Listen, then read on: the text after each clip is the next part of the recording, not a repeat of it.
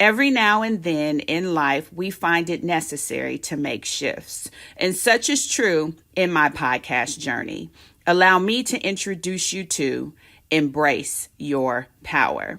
Now, it's a new name, but you can still count on me to encourage you to be, do, have, and achieve anything you want.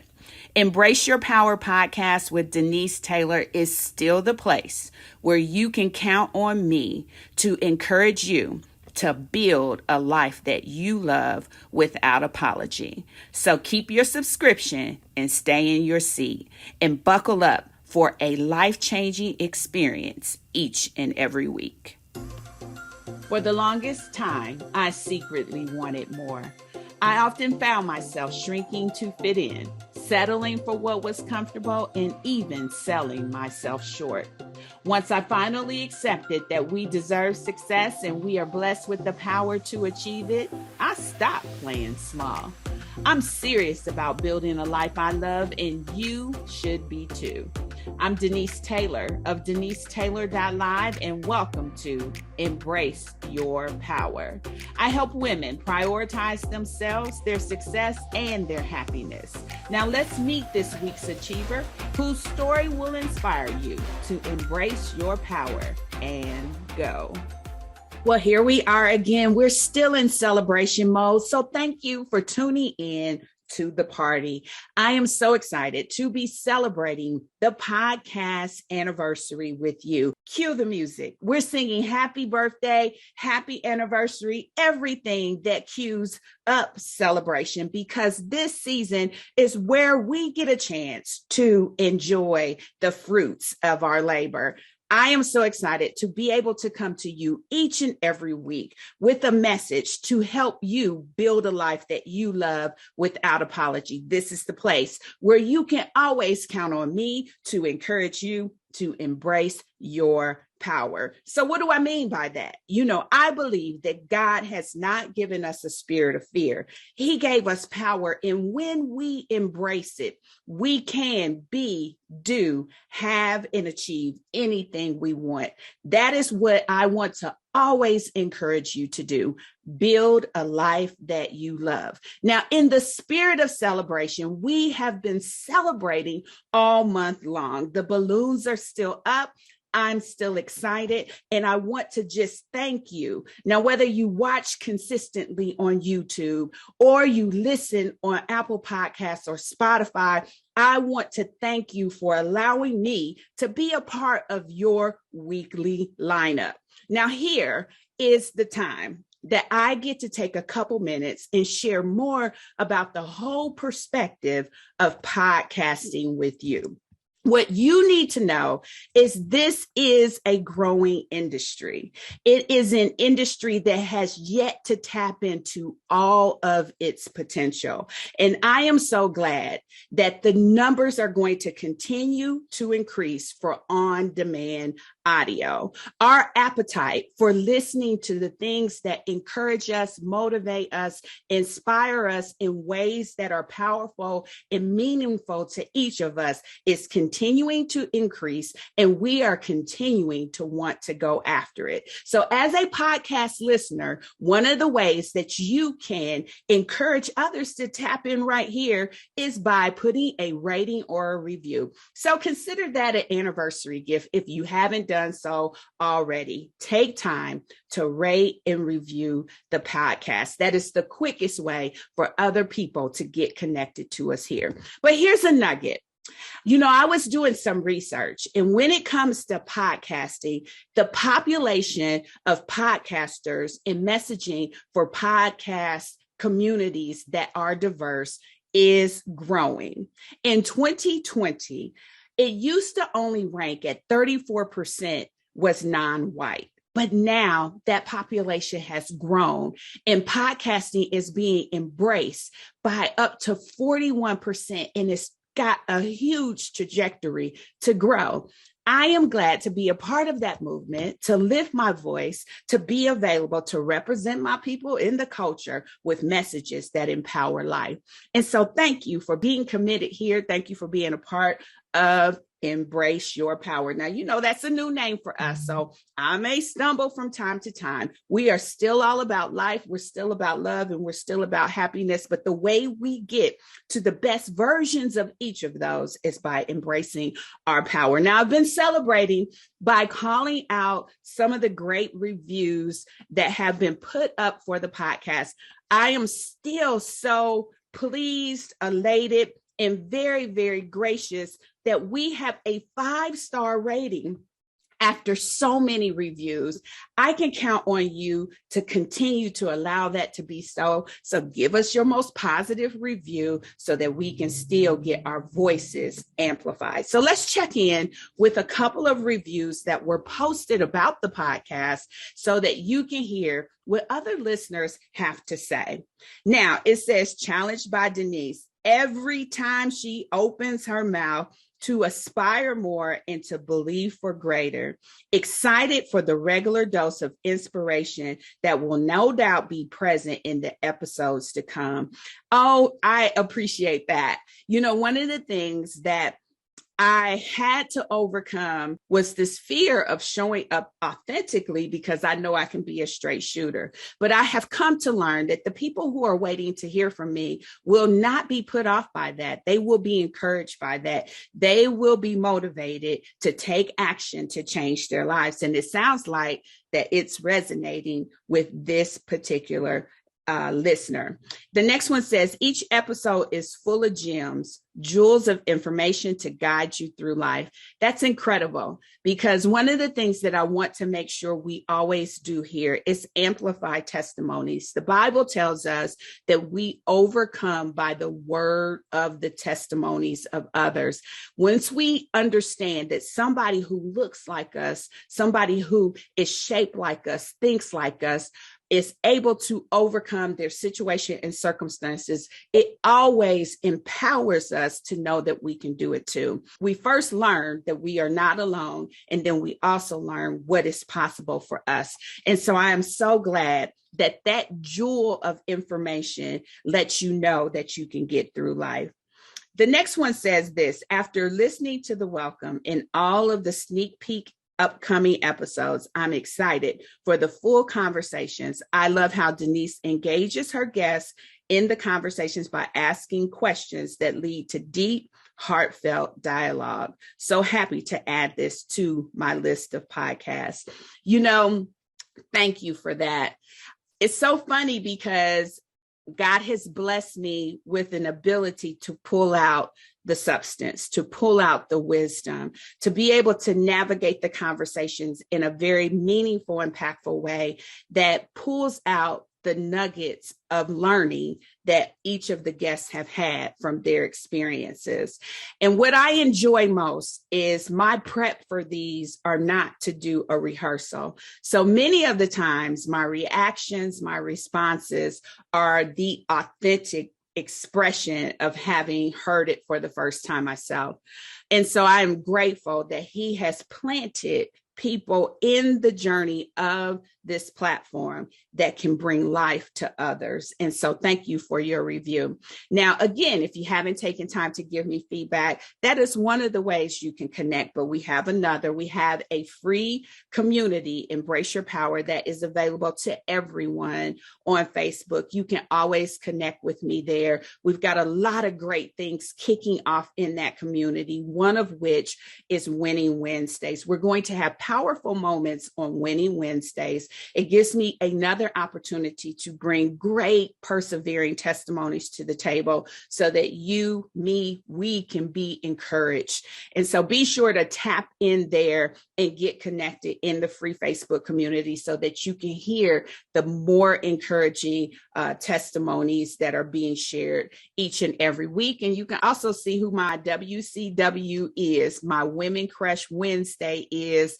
each week. I pick someone from the community to celebrate each and every Wednesday. So connect with us on Facebook. Now, in addition to all of that, I am excited to continue our journey of highlighting great episodes. And in the fall of 2021, I did a segment called Tips from the Top. It was a chance for me to bring in some high-level leaders and allow them to share their professional experience with us.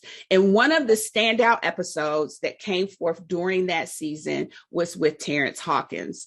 His episode was listened to quite a bit. He is an entrepreneur, business leader here in the Charlotte, North Carolina area. He is my family's personal tax attorney. And he had such powerful nuggets to share around his experience, as well as around how to get your taxes and your money in order. And so I wanted to bring that back to this anniversary celebration because it was so loved on. Now, I want to say this. In the 50 plus episode run, we have only had 3 men as guests of the podcast. Now, yes, we have men as guests of Couples Love Week, but I have only invited 3 men to the table. And so I honor them for accepting the invitation. And Terrence was one of those 3. So take a listen. This is a packed episode of experience, of growth, of triumph, and of entrepreneurial success. So I am so excited today to welcome Mr. Terrence Hawkins to Life, Love, and the Pursuit of Happiness. Now, you can often catch him saying that we need to keep more of our money. And I have my own testimony as it relates to working with Terrence. He definitely is my go-to when it comes to my finance strategies. And he has been a man of his word. He has helped me to keep more of my money. And so when I was thinking about this Tips from the Top series, I thought about his success. I thought about how he shows up, how he delivers on his promises and commitment to help people. And I wanted to bring him to the table to not only talk about what he does, but talk about the man behind the mission. So with that, I want to welcome Terrence to Life, Love, and Pursuit of Happiness. How are you? I am good, and it is awesome to be here. Thanks for the invite. Absolutely. So introduce yourself and briefly walk us through your professional career. Oh, my goodness. Well, my name is, of course, Terrence Hawkins. I have, I am in the financial industry. I've been there for a while, now. I actually started that at age of 15, and I am 50 years old this year. I praise God for making that, I've been able to actually make that 50, but I've been doing it. My father actually taught me how to do taxes at age 15 in the home there in Henderson, North Carolina, where I'm from.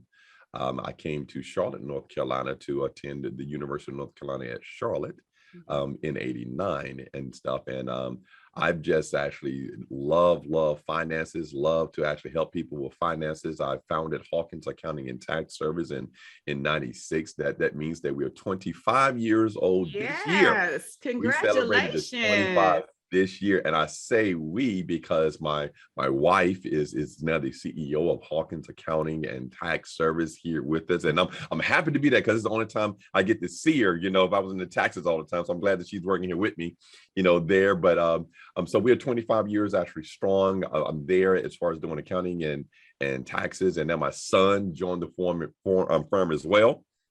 So he's with us also as well as far as doing it. But we focus, on helping people, as you just say, keep more of your money. Save money is your money. Let's keep it. Let's use the tax code in our benefits. I truly believe that everybody should have the opportunity to make a lot of money and pay $750 in taxes, if you know what I mean. Okay, I do. So that's what we are about. All right. And so when you decided to go into full-time entrepreneurship and start your firm, what kind of drove that decision? Wow, that's a great question. A lot of people don't ask me that. I actually started my tax company to save enough money to purchase a McDonald's. Wow. that's that's where it actually started. When I was at McDonald's, I was one of those individuals that you might have called, if you remember back in the day, there was a commercial and they called a gentleman Calvin. I was like Calvin way back in the day in McDonald's, that went to school, but I love McDonald's. I was at McDonald's for over 10 years, and I had did everything that McDonald's needed me to do for us, all the levels from, that fry person, that grill person, through management, put myself through school, college, by working at McDonald's here in Charlotte, North Carolina. And I went to Oak Brook, Illinois, where they had the Hamburger University at. Wow. And that was my last step. And all I needed, Denise, was the money.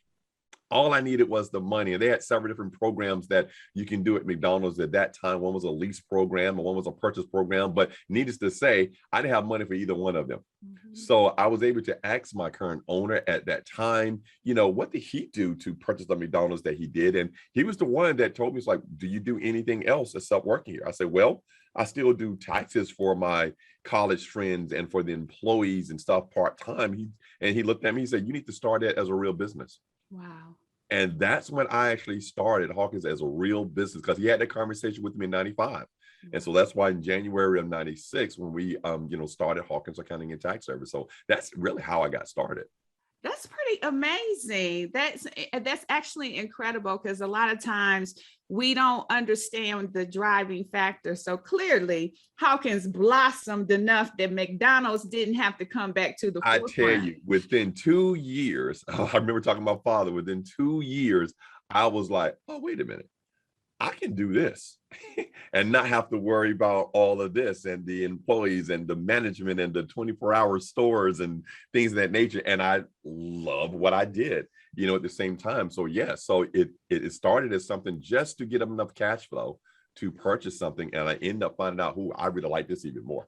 Oh, wow. That's incredible. Now, you mentioned that your wife is now CEO of the firm. How did it blossom into a family affair, including your wife and your son? Oh, wow. I met my wife at UNC Charlotte, and she had a political science and criminal justice major. Mm-hmm. And so she started working for a law firm, and she found out quickly, she said that law is crooked. I was like, oh, you didn't know that. So she wanted to go into medical and stuff, and she didn't want her father to have to actually pay for it. So she went to the Air Force. So she went to the Air Force for 4 years and became a surgical tech there. And I basically was just starting to grow really then. We got married in 98, had started a company in 96. And around that 2 years, when I was going to go out full time and stuff, it was a conversation with her on, okay, look, you can work in the hospital, or you can help me January through April and take the rest of the year off. Wow. So she was like, I take door number 2, right? She's like door number 2. So she did that, and I taught her. I taught her everything as far as the tax and the thing. And I can tell you now, she really runs the entire tax department of the actually company. I mean, just like boom, boom, boom. So that's how it actually started. And then, of course, my son, because I believe in the strategies of having a business. And one of them I always talk about was hire your kids, and stuff. And we did the same thing when he started to be at age 7, and, to just do little things and speaking engagements. But when he got older, 16 at that time, I did just like my father, did. I really taught him, taxes, and started teaching him things like that. And I was so happy. I can remember he was in the 11th grade. And he looked at me, he said, Daddy, he's like, when I go to college, it's like, I'm going to do accounting. I was like, yes. I really thought about it as the biblical days then. I was like, you know what? Your name is no longer Nicholas. It's retirement, So that's how it happened. And stuff to actually become a family affair and stuff. So not only actually that, my sister, she actually runs the tax office in Henderson, North Carolina also as well. She took over actually from my father in his office there. So that's what we're doing. That's awesome. I love how the legacy just permeates throughout. And I love your succession planning too. That's on point. That's right. I love that. So from your perspective, how do you define success? Well, everybody has success differently. It's that's the first thing. I want people to understand success is really what you desire to actually get out of something, not just looking at somebody else. Okay, everybody have different goals, different objectives, and things of that nature. Some people honestly, truly just say that, hey, as long as I'm happy, okay, I'm successful. But is what does happy mean to you? Okay, what does happy mean to you? And when I look at that, for us, it was because originally I was thinking about I wanted all of these different stores and locations of Hawkins Accounting and Tax Service, because going from McDonald's franchise, I was really thinking I can make Hawkins what franchise. Here's 25 years later, I didn't. And it become like, why? And a lot of people have called me and asked me to even do that, because in their view, that was success of Hawkins was going to end up being.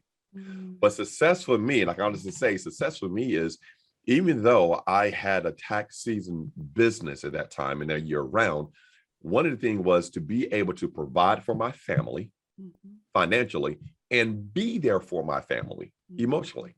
And one of the success things that I really always pride myself on is my son, that's being there for him.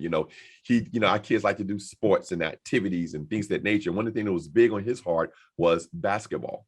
Do you realize that because I manage my success level as being able to be that way, not just grow in business, but finances and my time is gone. My whole time was to be there for him. And I had a goal of whatever he wanted to happen in his basketball career, I was going to be there. And I'm so happy to even actually know that I never missed not one of his basketball games. That's incredible. And I remind people, basketball season is tax season. And I had so many of my friends and stuff that does taxes that, like tax season, people say they have no time. They're always here and always this. I was not going to sacrifice, the business for my son's time, especially actually growing up.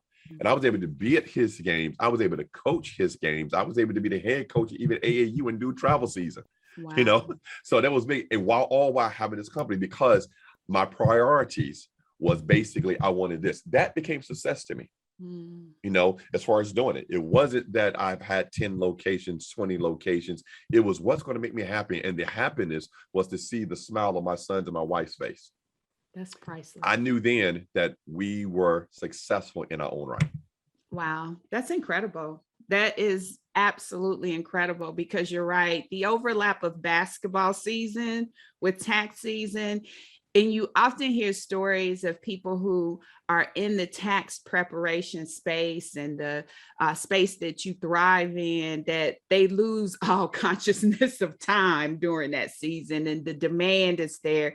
And you were in a season when your business was growing. Exactly. I had so many of my friends that asked me, how do you do it? Because even when he was in junior high, those junior high games, and when he's in, they start early. They start like 4:00. So here in tax season in February, and actually telling them that, telling my clients like, no, my last appointment's at 3. 2 times a week, Tuesday and Thursday, 2 times a week at 3. It's like, I'll be doing, and I was like, no, it is what it is.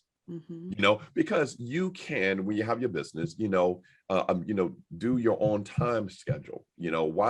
Why is it to actually have the flexibility of owning your own business, but the business running you instead of you running the business? I love it. I love it. So you have to end up running your business and not the business running you for whatever design that you're trying. Now you got to put work in. Nothing is easy, but you have to have the guidelines and stick to that guidelines. And that was one of my guidelines. It was like, hey, I would not miss this part. And, for the basketball practices and, all of those kind of things. But I was so happy, Denise, when he got them licensed. Oh my God. They gave me an extra hour at least, right? That rite of passage is good, especially when you have a child that plays in some kind of sport. You're just happy to just say, here's the keys, just drive yourself. Exactly. Go ahead. Then I need to go practice. No, go ahead. I need to go. Oh my God. Yes. That was like, oh, I got extra time. I can do this thing now. It's almost like when they got out of diapers and you felt like you got a raise. Yeah, exactly. And literally, yes. So tell me this, what was the hardest thing you had to overcome to sit in the seat you're in? The hardest thing I had to overcome is the transition from corporate America to full-time. That was a decision that I knew it had to be made, eventually was going to be made, but it was a hard time as far as making that decision because of the uncertainty. of what was really going to happen, and especially when you have a family and you was going to actually do certain things. It's I can remember that it came the time that, okay, my part-time tax business was going to be hindered, okay, by me being at this full-time job. But my part-time business and building up wasn't really taking over everything I need for this full-time job, right? As far as financially, it's like, oh my God. So how do I make that decision to see that, okay, is hindering my business and my passion for us to grow? And as far as, so that's why you see a lot of people try to get loans and get things, or just for that curve over as far as doing it. But not that they're the uncertain, because I had to go and talk to what? My spouse. Okay. I talk to my spouse, my business partner spouse, and I'm like talking to her about doing it. And when one is not as just, I'm an entrepreneur at heart, I'm like, oh, go there. And she wasn't. She learned to be there, but she wasn't there at that time. So to be able to do that and to partner, and as your spouse and partner, that means whatever goes wrong at the office goes wrong at home.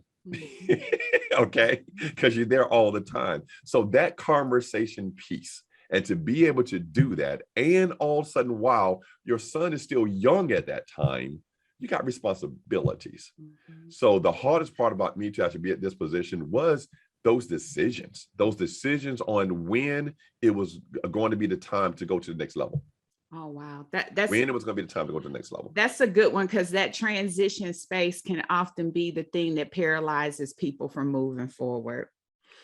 There is nothing like it. Actually, I posted something yesterday, something to the effect that says the salary you get almost holds your dreams hostage, because a lot of times you don't want to make that shift that you're talking about, and you forfeit your dreams because you're either comfortable, you can't have the hard conversations and get alignment with your family and or spouse, and so you just kind of concede on it all.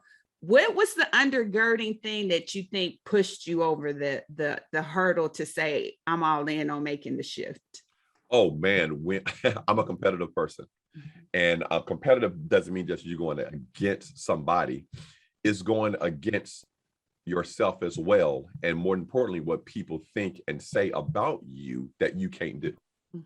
So when people were saying certain things, I said people, managers, and the corporate America I was at, right? And everything was saying actually certain things of, you're not going to be able to do this. And we got you. I can clearly remember when I got married, and like you get married and stuff, you want, you got a little money, and I go buy this nice car and stuff like that, right? This Trooper. I had out of the showcase room, and I'm thinking I'm balling here in Charlotte, North Carolina, and stuff, having fun. But I know it was a big payment. Do you know that the manager that I was at that particular time, and I always remember this word, he basically actually said, oh, nice car. Oh, this is that. And he looked and he said, we got you now. Wow. Yes. Yes. He actually said that to me. He's like, we got you now. Wow. And I was like, huh? He was like, you just said it and just kind of walk on. But it stuck with me because I knew what he meant. He meant that now you got this huge bill, you're not going to be able to go and do anything else. And that what keep individuals. We got bills, we got life, we got home, we got all this, and that salary is covering all of that. And then the corporate America, yes, pay you just enough, okay, so that you can cover those expenses. And then the more salary you make, the more things you get, and it covers just enough to do that, because your lifestyle do change, okay, when things happen, but it's not enough for you to be able to basically be able to replace that with a business sometimes, because that business has to build. So it's a hard decision on actually doing that. But my goal was, when he said that, I was like, oh, okay, we'll see. All right, we'll see, and stuff like that. So things like that I look at what individuals have said to me in the past, of not thinking. I can remember one of my other owners and stuff at the stores, once he saw what I've done, with Hawkins and stuff, and this was years later, it was very good to actually see him come into my office still. And he looked at me stuff, and he was looking around when I was talking to him about his father-in-law's taxes, and he was like, I'm proud of you. I was like, like looked at me, he said, I'm proud of you. He said, honestly, he said, I didn't think that you was going to make it.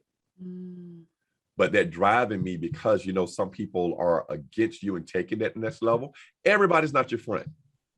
And that's one of the things that you have to have to remember. Even some of the co-workers in the back may not be your friend, may not be understandable on certain things that you can actually do and stuff and go forward. But if you actually have that drive to actually get there, and you have mentors and people to talk to you and guide you, take all of those things and fuel your passion. See, I take the good things and the bad things to fuel me. Some of the encouragement, yes, I take, yeah, they say I can do it, this and that. But also some of the people that's trying to go against me, it just fuels me. I'm competitive. I'm like, okay. I love it. Look, you sitting here inspiring me. I got me ready to go. So tell me this, what's the best advice you've ever received, and who gave it to you? Wow, the best advice that I've ever actually got. Well, I can actually say the best, not say advice, but the mentor that I had. Okay. And it was that same man at McDonald's that I talked to, and that told me to start the company, even though it was for a different reason and when he needed me for a different thing. But I got to be hands-on with this person, going there, because I was 23 and I was his operations systems manager. So I was I'm running 8 other stores that he had here in Charlotte, North Carolina at 23. Okay. But what I got to see and witness was just amazing. It showed me everything about running a business. At that time, me not thinking I was going to have a business. And I say that because sometimes you don't know where your next step is, but always position yourself to learn. And what I saw him was, when he was going from his managers and talking to them about profit and loss and his statements and doing this and doing that. And I'm seeing him dissecting profit and loss statements and, how to cash flow this and do this and the expenses. That's why, as you know, I'm all about the profit and loss and looking at those expenses the way that I am. Okay. In doing so. But when he actually started to do those things, I saw the work ethic in doing this and doing that and everything that he actually had. And, he was the one to actually say, hey, you have to put things into position, okay, to get to the next level. And that kind of actually stood with me and put things into position to get to the next level. But that was just one industry there, because then every level that you take, there's another type of advice that helps you. You can't get way up there until you start here first. Okay. Because you're going to start meeting people and being around people that's going to help you to get to the next level. And one of the things that someone actually told me in the other industries that I am and stuff is surround yourself with successful individuals. Okay. But then another person actually told me, the old thing is, don't forget where you are. Okay. And it's surround yourself. I merged both of those things to be like, hey, remember when this was going on with your life and trying to get to the next level and how hard it is, and actually give back here. And then actually, hey, remember now that you got these millionaires and stuff that you're around here. They always say, how many millionaires is on your cell phone if you're trying to get there? So surround yourself with people that's trying to actually get you. That was one of the things in the industries that really got me there. But that was said about a lot of people. But be ready for the obstacle at every level. Mr. Andre Vaughn, I can tell you stuff. He was in a networking company actually with me, entrepreneur himself. He always actually said something. I can actually say that I really actually love actually what he said. He said, for every level, there's a new devil. He always said, for every level, there's a new devil. And I remember that, because every time I get to this level and ready to knock on this, and I'm waiting for what's about to happen so I can conquer it. I'm just waiting. So it wasn't really just one person, I guess is what I'm saying. It's really what a lot of individuals over the years that I really listened to individuals. There was tapes, there was seminars, there was all those things. The thing that really helped me was, don't think that you know it all yourself. That was just the bottom line. It's just like, yes, I might be good in tax. And even when I'm good in tax, I'm already like, I don't know it all myself.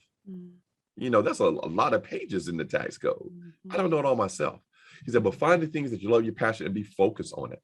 Those are the things actually that, I really gathered from all of the mentors and the people that I've listened to and stuff and talked to that have helped me. One of the things, that I can go back to when you and I first started working together that stands out based on what you just said, you were telling me about things you were learning. You're like, I'm learning about this, about moves you can make with this and moves you can make with that. And that was one of the most intriguing parts, is because you were beginning to realize that your clientele was elevating to levels that you needed to know more so that you could help them navigate.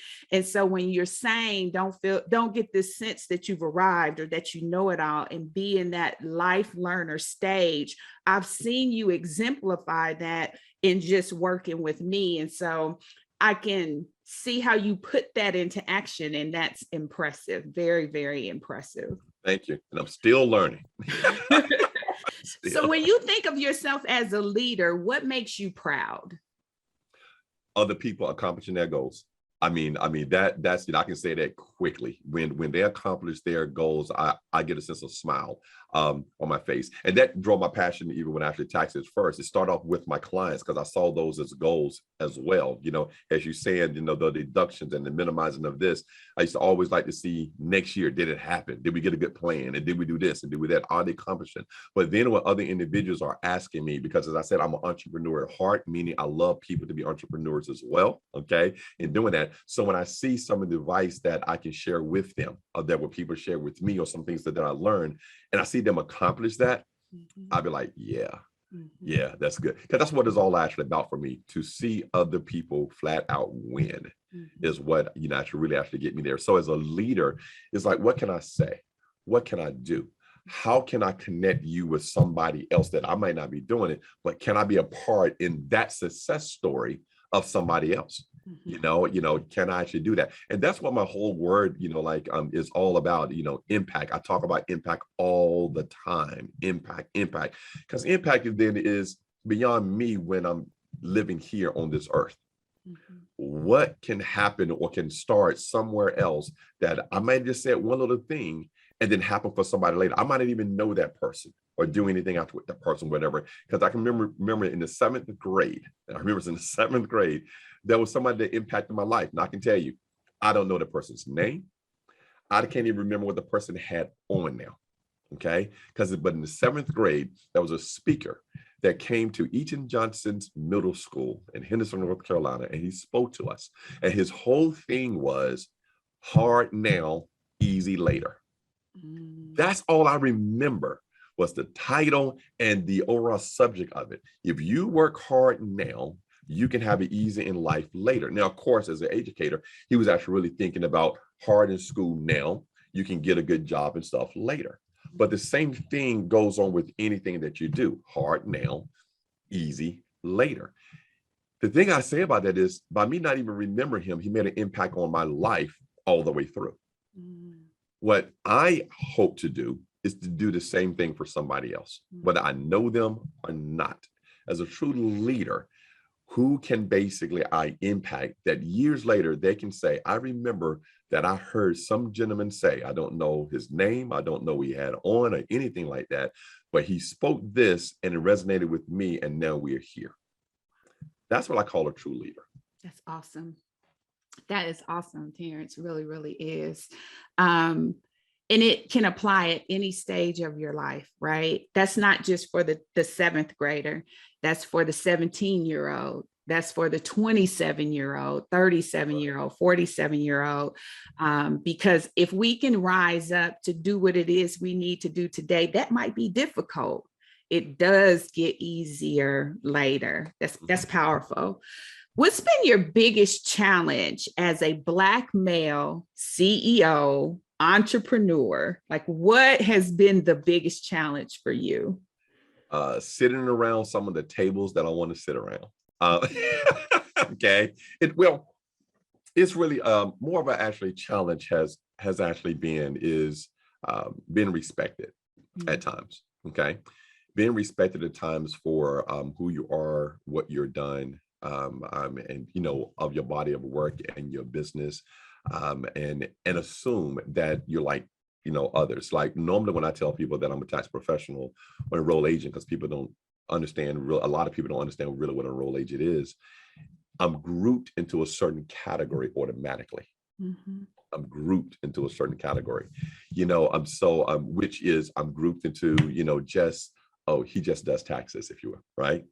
He just have a little business on the side, right? He just have, I'm degraded, to that point that is like, oh, he just got a little thing. It's not really like what it is. Because I don't, flash, I don't do this. I don't say I'm doing whatever.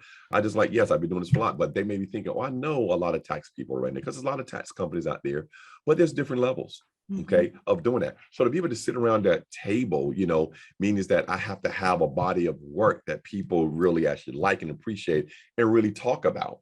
Okay, to actually get to that next level, okay, of doing so. So I think actually one of the things, as an African American actually male and stuff, I am looked at as possibly, oh, he has a tax company. There's a small tax company. Okay, because there's not many African Americans enrolled agents that's out there as well. It's not really a lot of enrolled agents. And when people do not understand really what there is, of course, it's looked at as a tax professional. I remember when I actually go and actually speak in different places and stuff, and I tell people I'm enrolled agents and that, and the person that's introducing me, right? They introduce me, and you can tell just by the introduction of, yeah, oh yeah, this is just my tax guy. Whoa, whoa, whoa, whoa, whoa, whoa. Okay. You would tell somebody else, no, this is my, and get their title. Okay, or this is my CPA that does this. This is my enrolled agent with it. So not meaning to, it just automatically seems like it just happened in the culture. You know what I'm saying? So I'm not saying that they're trying to do anything wrong, but it's like that's when they look at you and they feel that, hey, this is, and it's okay with it. I'm like, I'm not okay with that. And the whole thing is that goes to the value. No, that goes into the value. One of the major things in my industry, I would think also as well, is individuals just not valuing the accountant or the enrolled agent or the CPA until something wrong happens. Okay, until something wrong happens and stuff. So that value goes into, how much that they want to pay you. And actually doing so, and things of that nature. So I think, like those are the, the things that I really actually can come to mind and actually speak about that as African American male win the business and stuff, is that respect, that actual role of what I've done, the things that I've accomplished. And yes, I feel that I may have to do more. Okay, than others, because I have to talk about, the degree at the University of North Carolina at Charlotte. I have to talk about the different boards that I sat on the bank boards and the college boards and the different things. I have to do all those things where another person may have to just actually say, no, I'm an enrolled agent for blah, blah, blah years. It's a totally different. And I do see that a lot, that I have to go through more of my credentials before I'm able to sit at the table. Now, I truly believe, though, once you're at the table, you have to produce, okay? Because I always actually tell people, okay, that I don't mind individuals actually saying, hey, that they come into my office because, other colleagues, because we want to support, right, other Americans. I don't mind that at all. Yeah, definitely come. But at the same time, expect me to give you great service at the same time.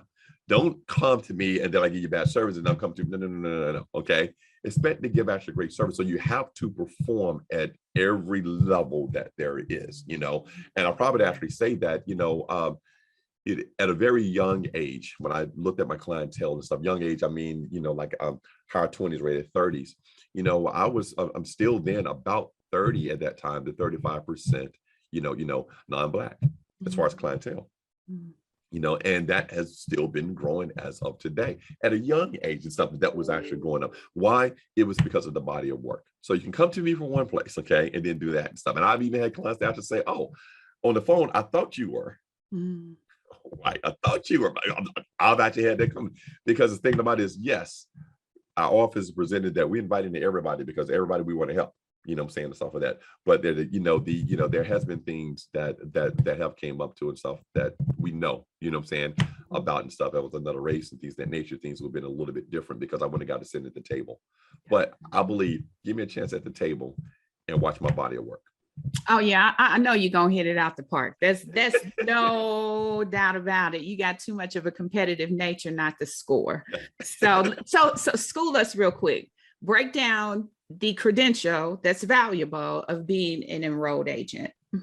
Oh, awesome. An enrolled agent, well, there are 3 designations that can represent any client before the Internal Revenue Service. And when I mean represent, I mean you sign a power of attorney and they do everything actually for you. Okay, so that means they can talk for you to the Internal Revenue Service of all of your issues that you may have, whether it is spouse things, or your old money, or the things you see on TV, offering compromise, this, that. They represent you. Their word is word. Now, there's only three. That's a tax attorney, that's a CPA, and that's an enrolled agent. Okay, tax attorney people kind of actually, the word attorney kind of says itself. They're able to represent you and go to court for you in tax court. They're the only ones that are able to do that, okay, in tax court itself, because you have to be an attorney to represent you in court, all right? The CPAs is one that we know a lot about because of school, okay? When you go to college, the only destination there is a CPA, right? And actually doing so, whatever, just certified public accountant, which do some awesome things for you. You got to take 4 different actually tests. I know back then, I'm not sure actually right now, but 4 different actually tests that you have to actually take to become actually CPA, but you're authorized in your state to represent clients. But that's on taxes, on auditing and forensic things of that nature, different stuff. An enrolled agent is the only ones that's done strictly with the Internal Revenue Service.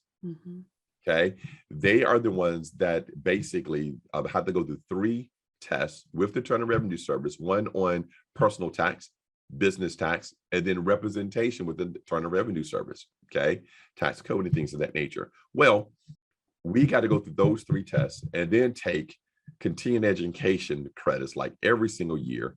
Then we have to go every 3 years a suitability actually check, which means it's kind of almost like you at the beginning, okay? In other words, you're doing what you're saying that you're going to do, even with them yourself, okay? You're held accountable, if you will, as far as doing that. We're done through the Internal Revenue Service itself, and we're the only ones that has that. So we focus, what I'm saying, on tax. Now, yeah, you can have a CPA and they can focus on tax, great. But you can also have a CPA that focuses on just auditing, a CPA that just focuses just on accounting or just on payroll. Okay, that when you're talking to an enrolled agent, you know that they focus on tax and tax only. So that's the main difference. So if you have a tax a problem or issue or talking to, you rather want to go and talk to an enrolled agent. And now you're seeing the National Association of Enrolled Agents try to push that message out even further to individuals to let them know. I mean, you have some CPAs that become enrolled agents because of that purpose, because they want to focus on tax, not just on everything else.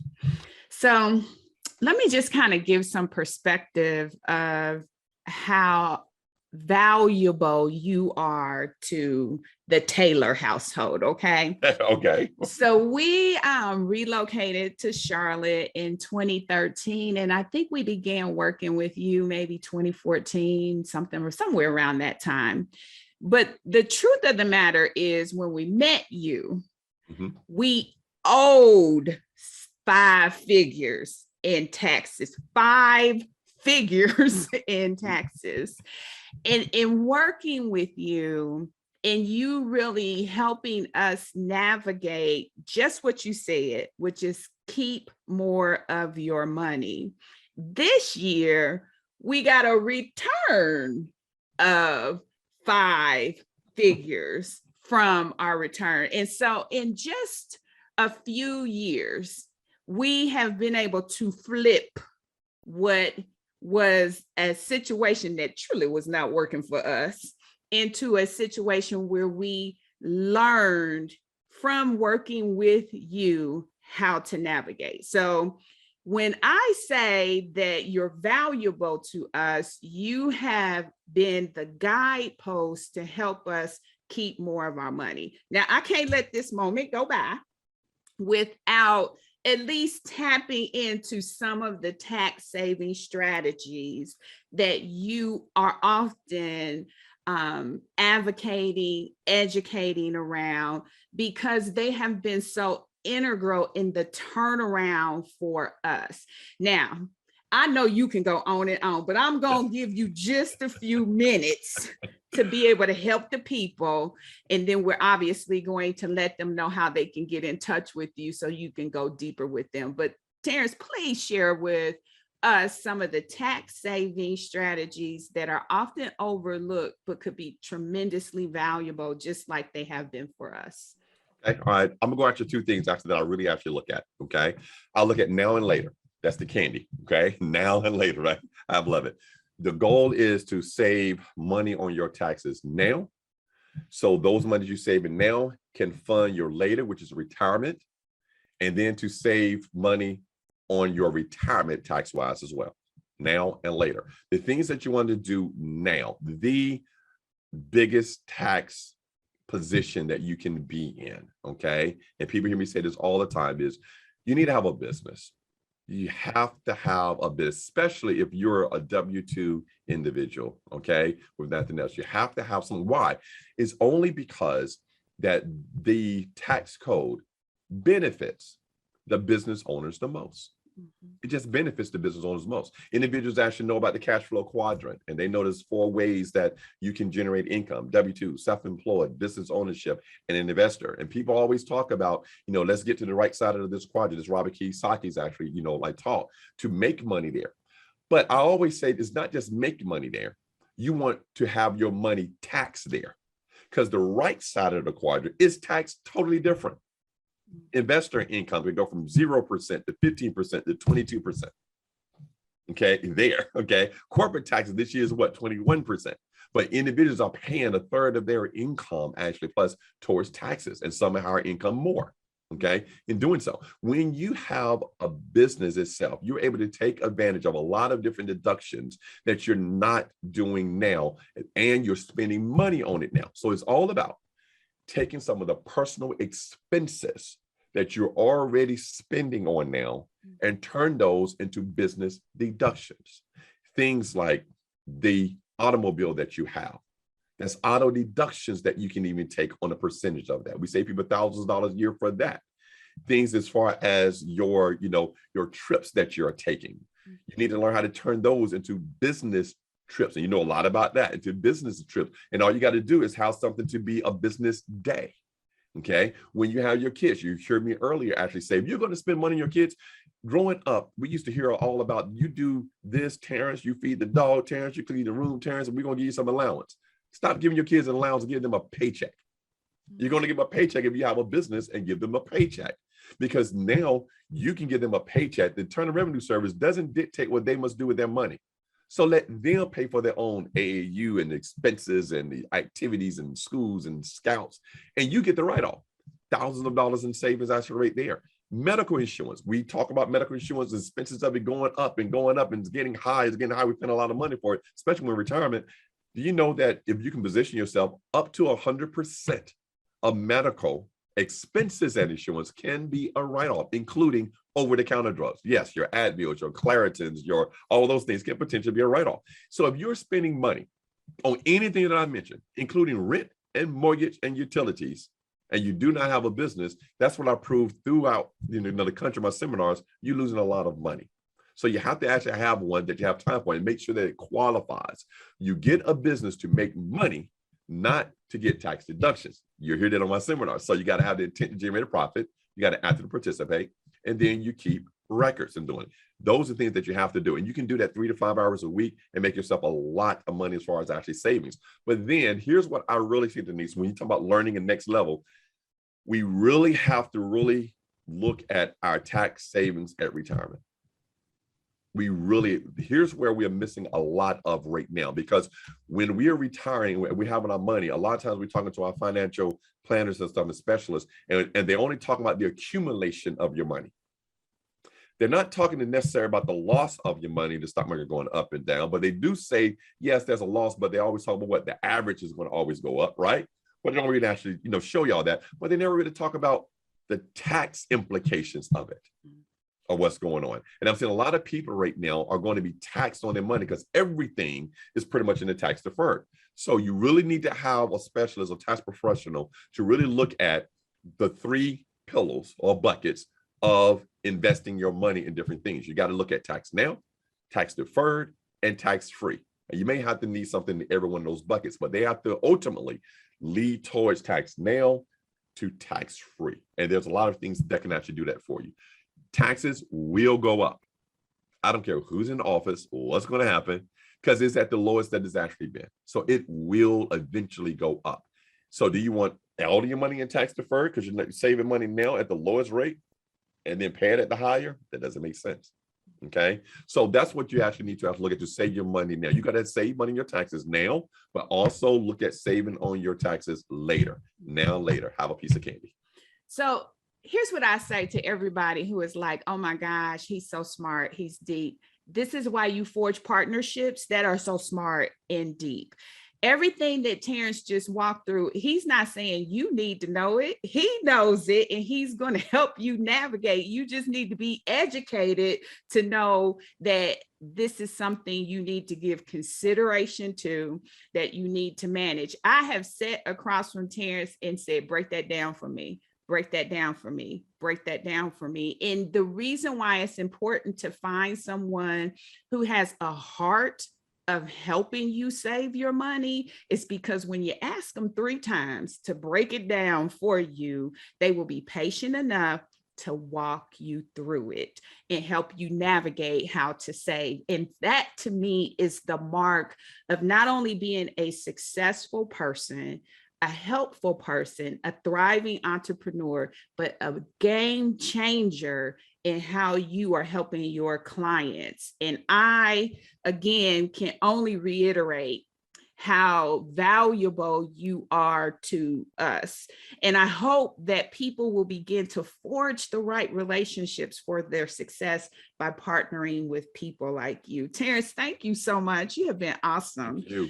All right, now, here at Life, Love, in the Pursuit of Happiness, we challenge people to build a life they love without apology. I always close out with my life, love, happiness questions, just to tap into your wisdom even more. So let's talk about it. Life wisdom. What would you tell your younger self about life if you could? Wow. My younger self. Oh my God. All right. Be patient. Be patient. Remember the things that you have been told, and the outcome is going to be what you want. Awesome. Love wisdom. What would you tell your younger self about love if you could? Treat people like you want to be treated always. That's good. Always. Yeah. That's good. And then finally, happiness wisdom. What would you tell your younger self about happiness if you could? Look at what makes you happiest and not what other people are showing you. That's good. Yeah. Look at yourself. What's going to make you actually happy? People look at other people to me and think that they're happy, but things going on in their household and they're just that they're not happy. Look at what's going to make you happy and go from there. Yeah. Oh, that's awesome. It's always a pleasure talking with you. I appreciate you, Terrence. I appreciate you. Thank you for the invite. Absolutely. Hella family. And like I always say, success looks so good on you. Thank you. You too. Look at you. Well, that's it, beautiful. Thank you for tuning in. Don't ever forget that you are truly blessed with life, love, and all the happiness your heart can hold. Be relentless in building a life you love without apology. I'm Denise Taylor, and you can always find me in our free Facebook community. It's Embrace Your Power. Easy to find. Now be sure to rate and review this podcast and share it with a friend. And make sure you subscribe so that we can stay connected each week. And remember, God has not given us a spirit of fear. He gave us power. So be sure to always embrace your power and go.